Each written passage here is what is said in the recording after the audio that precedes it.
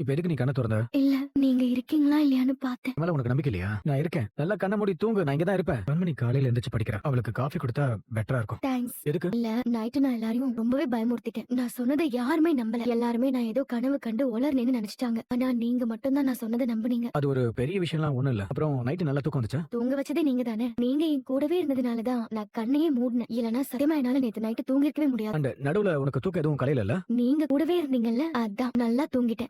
Coffee ஆறிட போகுது. அப்புறம் sugar மீடியமா தான் போட்டிருக்கேன். பத்தெல்லாம் சொல்லு, எக்ஸ்ட்ரா வேணா நான் போடுறேன். காஃபி இப்படி குடிக்கிற? சுடலையா? நீங்க மெதுவா குடிச்சிட்டு இருந்தா படிக்க லேட் ஆயிடும்ல, அதெல்லாம் பார்த்தா முடியுமா? அது சரி, பரவாயில்லையே. ஒரு வெறியோட தான் இருக்க போல. நீங்க இருக்கிற வேலையெல்லாம் விட்டுட்டு எனக்காக இவ்வளவு நிறைய சொல்லி தரப்போ நான் எப்படிங்க நேரத்தை வேஸ்ட் பண்ணுவேன்? சரி சரி சரி, ஓகே படி. நீ எவ்வளவு தூரம் சத்தமா படிக்கிறியோ அவ்வளவுக்கு அவ்வளவு மனசுல ஆழமா பதிஞ்சிரும். புரியுதுங்க. அப்புறம் இன்னொன்னு, நீ சத்தமா மட்டும் இல்ல, வேகமாவும் படிக்கணும். நீ இவ்வளவு மெதுவா படிச்சிட்டு இருந்தானா போர்ஷன்ஸ் உன்னால கம்ப்ளீட் பண்ண முடியாது. அப்புறம் கடைசில உனக்கு தான் பிரஷர் ஜாஸ்தி ஆகும். ஐ மீன், அதுக்காக நீ பயந்துராத. என்ன, சீக்கிரமா நீ படிச்சு முடிச்சனா கடைசி நேரத்துல உன் மைண்ட் கொஞ்சம் ஃப்ரீயா இருக்கும்ல, அதுக்கு தான் சொன்னேன்.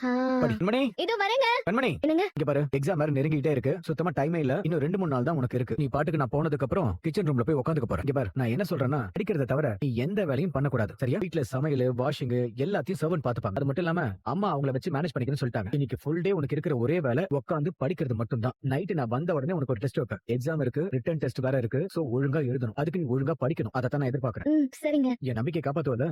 சரி கண்மணி, நான் வரேன். டேய்,